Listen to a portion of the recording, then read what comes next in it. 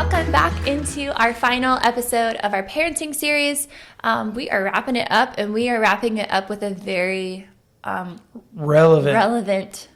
That was a great word. New age. I don't know about that one. Topic. One that you won't find reference to in the Bible. Exactly. Because they didn't have screens in the Bible. Screens. We're talking about screen time. We're talking about social media. We're just talking about electronics in general. I feel like we have done a pretty good job about monitoring, but I know that there's always room for improvement compared to just other people that we've seen and how they handle it. I feel like we used to be so much better. We did. I do agree. We did. Yeah, I feel like we're slacking in it. I feel like we monitor it. You almost can't monitor it enough. I did hear recently, I got a buddy, I just found out this year he has 3 kids, but their ages are different Their than ages ours. are different. They're a lot younger. Not a lot. All 3 of his are under Landon's age. No, one is older. So they're 10 to 6. Or something along all those under lines. Landon's age. He's 9. That's what I said. All 3 of his are under Landon's age. No, Landon's 9. Landon will be 10 in a month. Yeah, but the other one's older than Landon. Anyways. We're just talking about facts here. Just facts. Birth certificates. Anyways, but he doesn't allow his kids to have screens at all. They don't. They don't have any. They're from a similar but different lifestyle. I mean, I went to college with this guy. So we went through Purdue together for a little while, and then he's a farmer and whatnot. But yeah, I always harass children about their screen time. He does it to a point where it's sometimes too much. Back up. But anyway, so at a baseball practice that we were at, I was going to order the kids based on the amount of screen time that they got, and one of them said none, and he looked at me like almost like he was ashamed of it, or that it was a weird question for me to ask. There were other like unlimited and 6 hours and 8 hours and all of that per day. And then he looked at me funny, and I said, "I don't get any." And he goes, And I looked at his dad, and he was like, "Yeah, we don't do that." And I said, I was like, "Dude, you're my hero." But which is great if that works for them. In aspects. Yeah. Works great for their family. The importance of this book, and like I said, I'm going to say it again, it's a fearless parenting book. It's how to raise faithful kids in secular culture. So we can't shelter them. We can't not allow to give them things because we're afraid of what's going to happen while they're on them. Yeah, they have obviously every kid nowadays gets screen time because of their school activities. So every kid has like a school iPad and all of that. So these kids have that, and they play educational games on them. But to have like your own personal device, no, they don't have any of them. Yeah.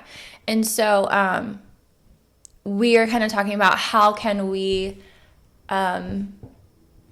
facilitate that and be responsible with it in culture today. Because not allowing them to have it is not the solution. I don't believe, because it's the world. They needed to be successful in life nowadays. Like, I took typing classes in like 7th and 8th grade. And I needed that to be successful in life. They will need to know how to interact with technology. And they get that through school. Right. And they need to know how to interact with technology. But the downside of that is that they're not knowing how to interact socially with other people, face-to-face communication. Oh, yeah, that's my biggest thing. That's what he really hates about it. And so we have to be mindful of that. We're developing children in the way that they know how to communicate with people. I want to raise human beings. Not robots. Not robots, not antisocial people and all that stuff. Like, I get it. I'm 100% agreed that technology is amazing, and there are so many useful tools out there. Yeah, anything give glory to God, right? Yes. And whatever you do. Yes, that's right. That's right. And they're useful devices in but you don't need it until a certain part of your life, and you need portions of it as you move through life. You don't need it all at once. Here's a phone, unlocked, take it and run. Yeah, agreed. And he talks about some age things in here, but you can kind of, if you want to get the book, you can read through what he believes about ages and stuff. But we're going to talk about, I mean, think about how many times that we've like been at home and we've all been in like the living room, but we've all been on our phones and not like communicating, or like when our kids are up in their room and the door shut and they're on their electronics, and there's just, what that does is it just has it secludes the family. Yeah. And it adds a point of division between us. Yep. And if it's not, I don't know what I'm trying to say. If it's not monitored correctly, yeah, and you're not responsible with it, it'll just keep adding division. It does. And the one, so our kids, it's a slippery slope, because there for a while they were just on their devices playing games alone. They have evolved to where when they're playing a game, they're hardly ever doing it alone. That a lot of times their cousins or their friends are on it with them, and they're all talking at the same time. So I like that social aspect of it. I don't like how unphysical the activity is, sedimentary or whatever that word would be. I don't like people. One of the worst things you can do for your health is sit down for long periods of time. Right. Like, that is absolutely bad on your health. And it causes, what I don't like is it causes the children to think of other things as not enjoyable. Yeah. Because they want to be on their Xbox or they want to be on their phone, and then they lose interest in other things. They lose interest in going out and playing. They lose interest in helping just around the house. Yep. They lose interest in a lot of other things, going to a game, or why do I have to leave the house? I want to. And so there's a lot of negativity that stems from it. He kind of talks about the 10 electronic commandments as like the commandments in the Bible. Let's go. So we're just going to briefly like talk about each one Write of these them. on stone and put them out in front of the house. Let's do it. So number 1 is parents set the standard. And so what are your thoughts on that? Like, if we're not, I think what he's trying to say is if we're not setting the standard, they see that.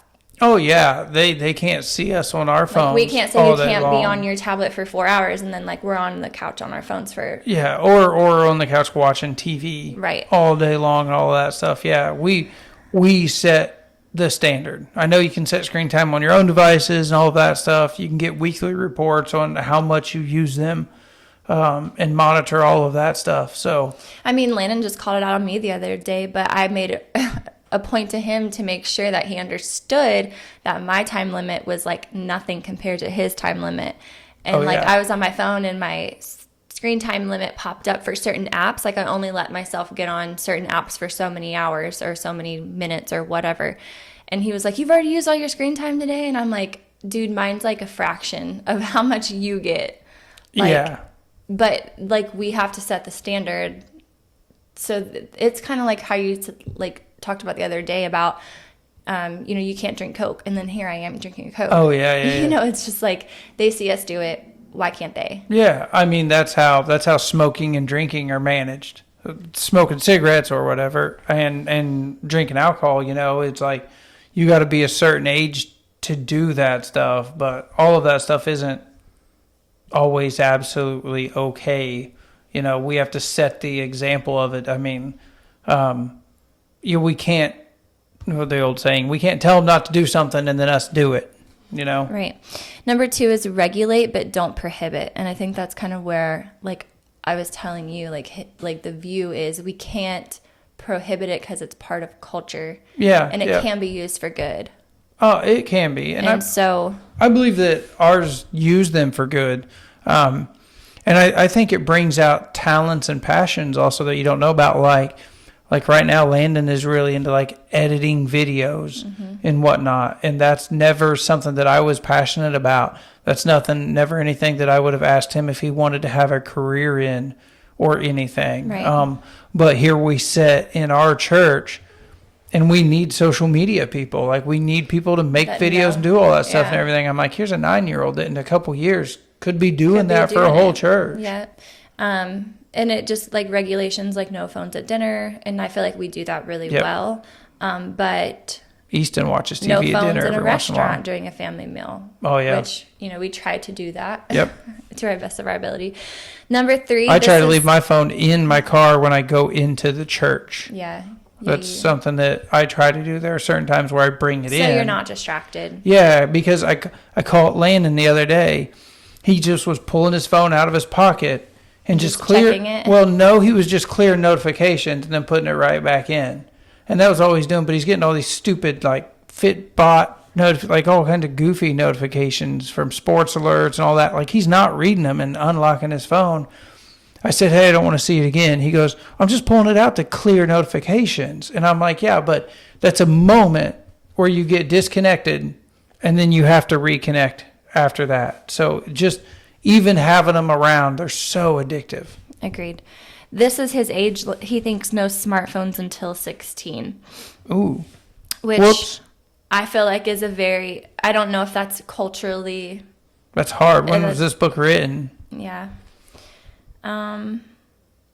I mean, like, Kendall has been getting her own sports information and all of that stuff for a Yeah. couple years now. 2017.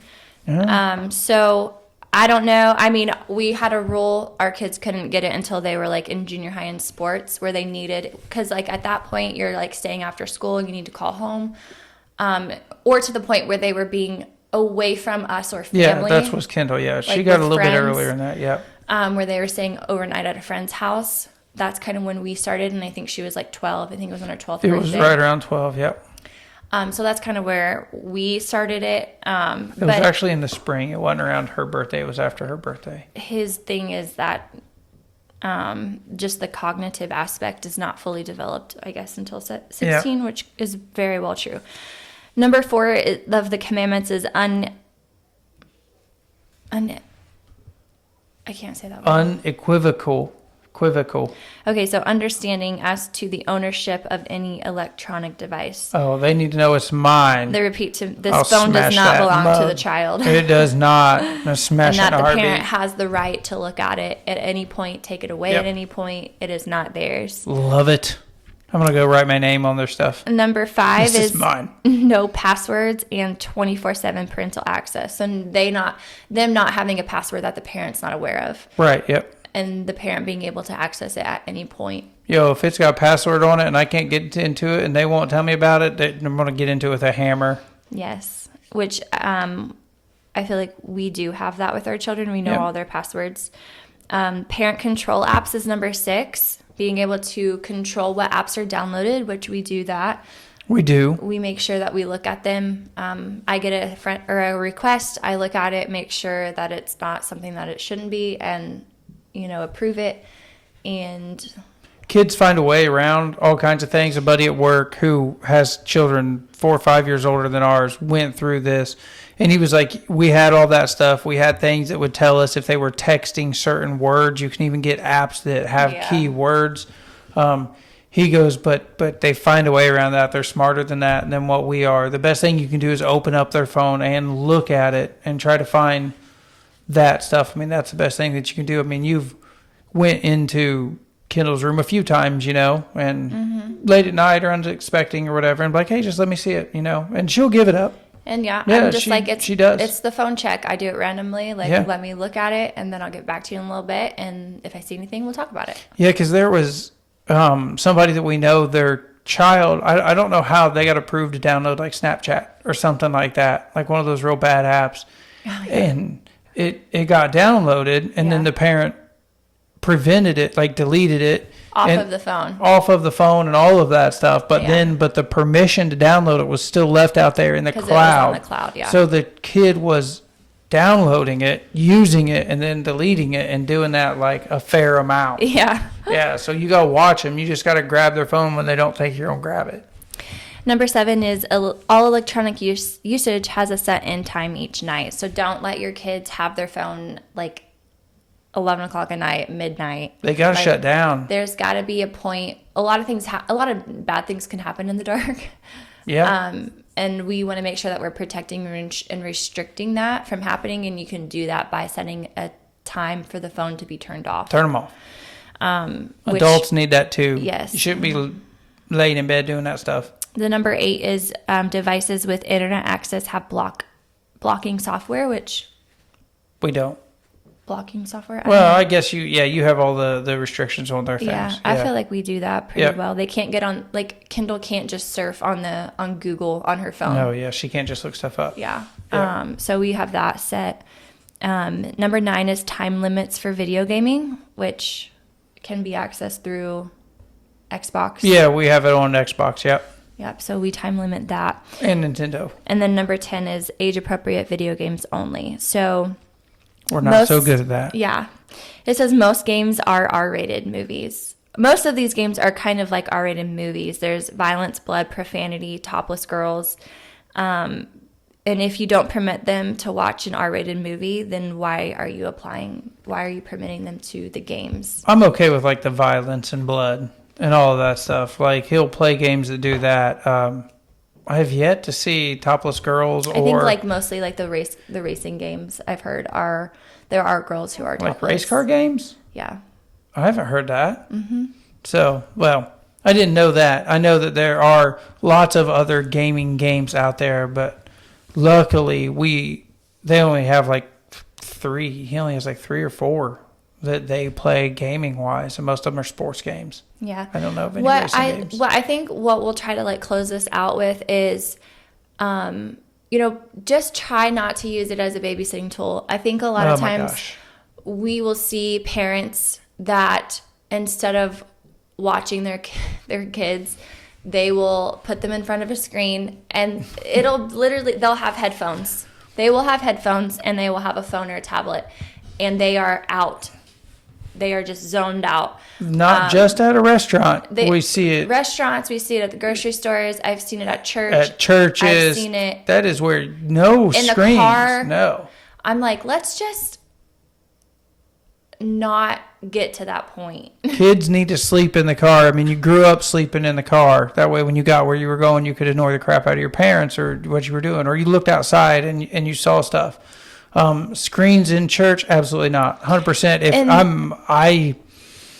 If I was up front in the church more, then it would be more known of that. Like I can't take that. That's the one spot in their life where you need them to pay attention. And how like we've started this was like the eternal things that matter, like Yes. their eternity, and what you're telling a kid when you're putting a tablet in front of them during a church service and headphones on during a church service. What you're telling them is that this isn't important. Yeah, it Like, is. you can come over here and play this game while mommy and daddy have church, but you need to sit down to the side. Yep. Like there is no, and it's really hard for us because we lead kids ministry at our church because we know that they aren't too young to experience the presence of God. Yes, and this exactly. is the only opportunity that they get Yep. most times. So why would you remove them from it? Yep. And so just be careful, be mindful, be aware. We're not saying that you're bad parents. Oh, we're not no, saying no, that no, we're no. better than you because we don't do that. And kids go through phases. I mean, we're getting ready to walk through a toddler going into church who's not been in church for 3 years because he's been in the nursery. Yeah, because he's a maniac. 'Cause he's yeah. crazy. And I mean, I used to bring